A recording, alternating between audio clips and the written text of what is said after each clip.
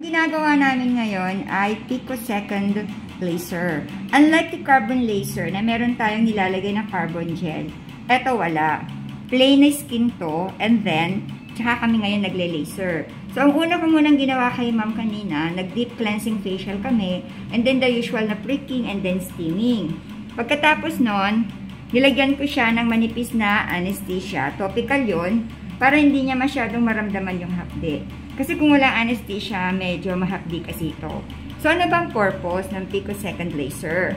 Ang purpose nito, inaalis niya yung mga bahat ng pimples.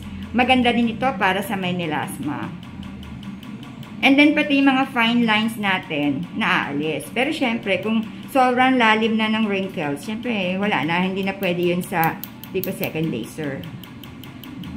So, ayan. So, sa ngayon, wala namang nararamdaman si ma'am, or ang nararamdaman lang niya, medyo parang may pitik-pitik ng konti. So, ma'am, ano nararamdaman niyo po ngayon? Pitik-pitik lang po. Hindi po siya mahapdi? Hindi po. So, wala pong pain? Wala po. Ayan, kaya wala nararamdaman si ma'am kasi nga, naka-anesthesia na kami kanina. Ibinabad ko siya ng almost 30 minutes. And then, ito, inalis namin. And then, after ng laser, maglalagay ako sa kanya ng Collagen Algae Seaweed Serum Gel. So, maganda yon kasi malamig siya, makakapagparelax ng kanyang mukha. So, dun sa mga may interesado sa inyo na magpa-picosecond laser, well, ang alam niyo na kung paano nyo kami makakontak. Mag-iwan lang kayo ng message sa mismong Facebook page namin. Ako mismo ang sasagot sa inyo.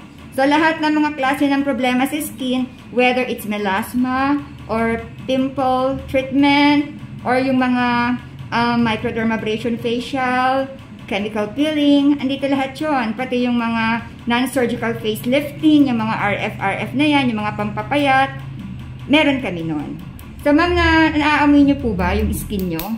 Yes po. Ayan, so nakakaamoy si ma'am. Actually, yun yung skin niya, yung naaamoy niya. Ayan, so okay na yan.